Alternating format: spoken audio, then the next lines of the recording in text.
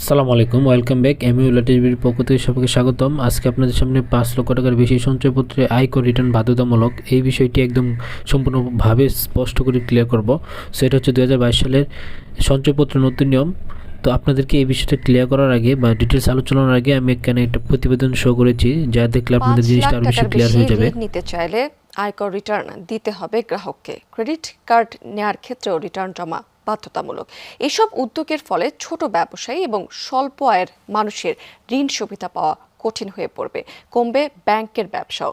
ব্যাংকেরা বলছেন, প্রস্তাবিত বাজেটের রাজস্ব নীতিতে যেসব সিদ্ধান্ত নেওয়া হয়েছে তার ফলে ব্যাংকের আমানত এবং ঋণের প্রবাহ কমে যাবে। ব্যাংকিং খাতের মোট আমানতের বড় অংশ প্রাতিষ্ঠানিক আমানত। এসব আমানতের উৎসে কর 10 থেকে বাড়িয়ে 20% পর্যন্ত করা হয়েছে। এছাড়া আবগারি শুল্ক বাড়ানো হয়েছে 5 কোটি টাকা বেশি আমানতের ক্ষেত্রে। এর ফলে অনেকেই টাকা রাখতে নিরুৎসাহিত হবে। নিয়ম না মানলে ব্যাংকে 10 লাখ টাকা পর্যন্ত জরিমানা করতে পারবে রাজস্ব বোর্ড।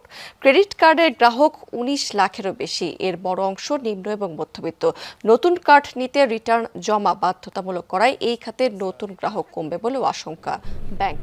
সো গাইজ, আশা করতেছি আপনার বিষয়টা গুরুত্বপূর্ণ বা গুরুত্ব তো বুঝতে পেরেছেন। সো বিষয়টা হচ্ছে কি, আপনি যদি 5 লক্ষ টাকার বেশি সরকারি সঞ্চয়পত্রে বিনিয়োগ করতে চান অথবা পোস্টাল সঞ্চয় অ্যাকাউন্ট খুলতে চান, তবে সর্বশেষ বছরের আয়কর রিটার্ন জমার প্রমাণপত্র দেখাতে হবে। অর্থাৎ সরকার মনে করেছে আপনার আয় করযোগ্য আয়ের সীমাতে আছে।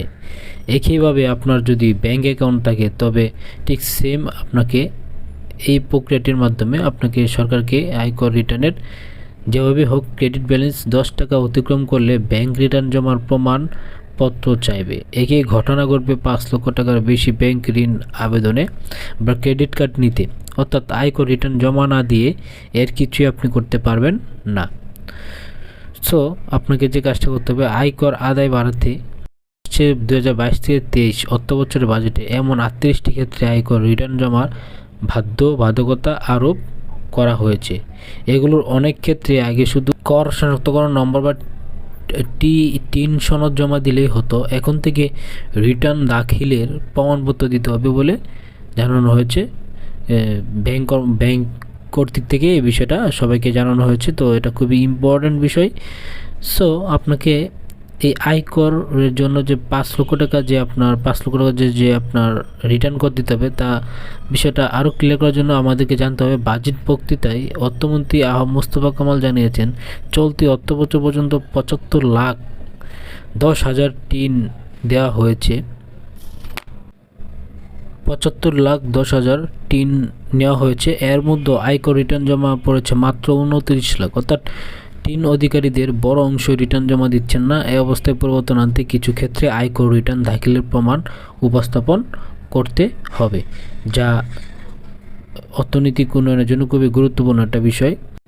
সংশোধিত নিয়ম অনুসারে কেউ সন্তানকে ইংরেজি মাধ্যমে পড়াতে চাইলে, হোক তা জাতীয় শিক্ষাক্রমের আওতার ইংলিশ ভার্সন বা আন্তর্জাতিক শিক্ষাক্রমের অধীন ইংলিশ বা মিডিয়াম, আয়কর রিটার্ন জমার প্রমাণপত্র দিতে হবে। ইংরেজি মাধ্যমে পড়াতে চাইলে আপনাকে এই আয়কর রিটার্নটা দিতে হবে।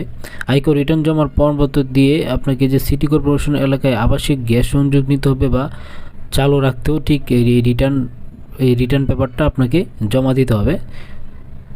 সো এই জিনিসটা খুবই গুরুত্বপূর্ণ বিষয়।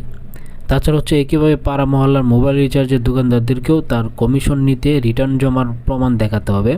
উপজেলা, জেলা পরিষদ ও পৌরসভা নির্বাচনে অংশ নিতে এবং জাতীয় সংসদ প্রার্থী হতেও এটি বাধ্যতামূলক করা হয়েছে। আয়কর বা সঞ্চয় অ্যাকাউন্ট থেকে বা সঞ্চয়পত্র অ্যাকাউন্ট থেকে এটা খুবই বাধ্যতামূলক করা হয়েছে। এছাড়া কোনো কোম্পানি উদ্যোক্তা, শেয়ার হোল্ডার বা পরিচালক হতে আমদানি রপ্তানি সনদ নিতে বা নবায়ন করতে, সিটি কর্পোরেশন বা পৌর এলাকায় ট্রেড লাইসেন্স নিতে বা নবায়ন করতে, সমবায় সমিতি নিবন্ধন নিতে, চিকিৎসক, আইনজীবী, chartered account, cost and management অ্যাকাউন্টের জন্য আপনার ইঞ্জিনিয়ারিং, সার্ভেয়ার ও স্থপতি বা এমন পেশায় কাজ করতে বিভাগ রেজিস্ট্রার হিসেবে নিবন্ধন নিতে হয়। ব্যবসা বা শিল্পে গ্যাসের সংযোগ নিতে, সিটি কর্পোরেশন বা ক্যান্টনমেন্ট এলাকায় বিদ্যুৎ সংযোগ নিতেও রিটার্ন জমার প্রমাণপত্র দেখাতে হবে। সো সম্মানিত ভিউয়ার্স, এই ছিল আজকে আমাদের সঞ্চয়পত্র নিয়ে কিছু ইম্পর্টেন্ট তথ্য যা আপনাদের সামনে তুলে ধরলাম। আশা করতেছি আপনাদের এই তথ্য দ্বারা উপকৃত হবেন। না যদি আপনাদের বিষয়গুলো ভালো লাগে এবং ব্যাংকিং রিলেটেড এনি বিষয়ে আপনাদের যদি জানার ইচ্ছা থাকে, আগ্রহী থাকেন, তাহলে যে কোনো বিষয়ের জন্য আপনারা জানার জন্য এই চ্যানেলটা সাবস্ক্রাইব করে দিতে পারেন এবং নোটিফিকেশন বেল আইকনে প্রেস করে রাখবেন। পরবর্তীতে ব্যাংকিং রিলেটেড যে কোনো তথ্য সবার আগে আপনাদের কাছে যেন চলে যায়, সেই জন্য অবশ্যই নোটিফিকেশনের বেল আইকনটা প্রেস করে রাখবেন। সো আজকে এই পর্যন্তই, সাথে থাকেন এবং সাপোর্ট করতে থাকেন এম ভিলেজ বিটিকে। আসসালামু আলাইকুম ওয়া রাহমাতুল্লাহ।